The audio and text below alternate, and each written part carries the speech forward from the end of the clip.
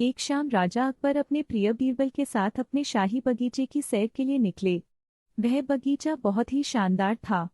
चारों ओर हरियाली ही हरियाली थी और फूलों की भीनी भीनी खुशबू वातावरण को और भी खूबसूरत बना रही थी। ऐसे में राजा को जाने क्या सूझा कि उन्होंने बीरबल से कहा, बीरबल, हमारा मन है कि इस हरे भरे बगीचे में हम हरे घोड़े में बैठकर घूमें, इसलिए मैं तुम्हें आदेश देता हूँ कि तुम 7 दिनों के अंदर हमारे लिए एक हरे घोड़े का इंतजाम करो।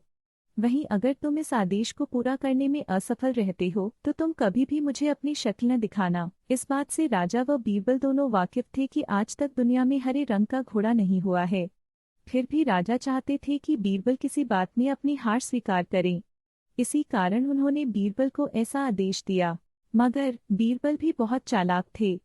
वो भली भांति जानते थे कि राजा उनसे क्या चाहते हैं, इसलिए वो भी घोड़ा ढूंढने का बहाना बनाकर 7 दिनों तक इधर उधर घूमते रहे। 8वें दिन बीरबल दरबार में राजा के सामने पहुंचे और बोले, महाराज, आपकी आज्ञा के अनुसार मैंने आपके लिए हरे घोड़े का इंतजाम कर लिया है, मगर उसके मालिक की 2 शर्तें हैं। राजा ने उत्सुकता से दोनों शर्तों के बारे में पूछा।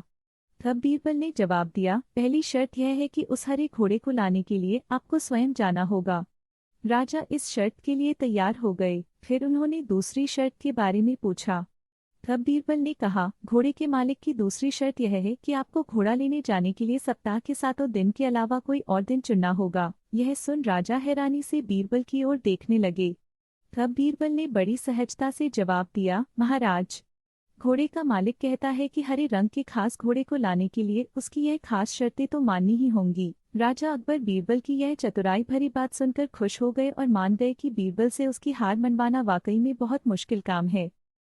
कहानी से सीख डैश। यह कहानी हमें यह सिखाती है कि सही सूझबूझ और समझदारी के साथ नामुमकिन लगने वाले काम को भी आसानी से किया जा सकता है।